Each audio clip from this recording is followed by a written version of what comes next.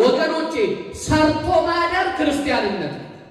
እዚህ ያላችሁ ሁላችሁም በእርግጠኝነት ደክማችሁ የምታድሩ ናችሁ። እግዚአብሔር ጉልበታችሁን ይባርክላችሁ፣ ስራችሁን ያቅናላችሁ። ደክሞ ማደር ሰርቶ ማደር ትክክል ነው። ሰርቶ ማደር ነውር ነው። ዋሽቶ አጣልቶ ማደርና መጠቀም ኃጢአት ነው። በጉልበት መገልገልና ማገልገል የተገባ ነው። የተፈጠርንለት ዓላማ ነው። በቁም ንባብ የድካምህን ፍሬ ተመገብ። ደስተኛ ትሆናለህ፣ መልካም ይሆንልሃል። ሚስትህ በቤትህ እንደሚያፈራ ወይን ትሆንልሃለች። በድካምህ ተመግበሃልና ቤትህ የሰላም ቤት ይሆናል፣ ያለ ጭንቅ ትኖራለህ አለ በንባብ። የድካምህን ፍሬ ተመገብ አለ። የድካምህን ፍሬ ሙሽሪት ከተባለች ከአካሉ ቤተ ክርስቲያን በጾም በጸሎት ተግተህ ሥጋ ወደሙን ተቀበል ማለት ነው።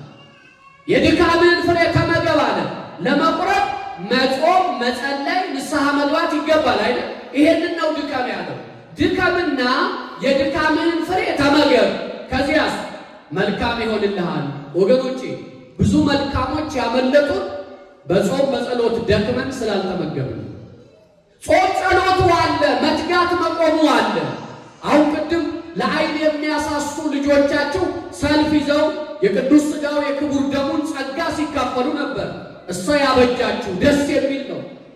ለልጆቻችሁ ያልነገራችኋቸው ነገር ግን አለ።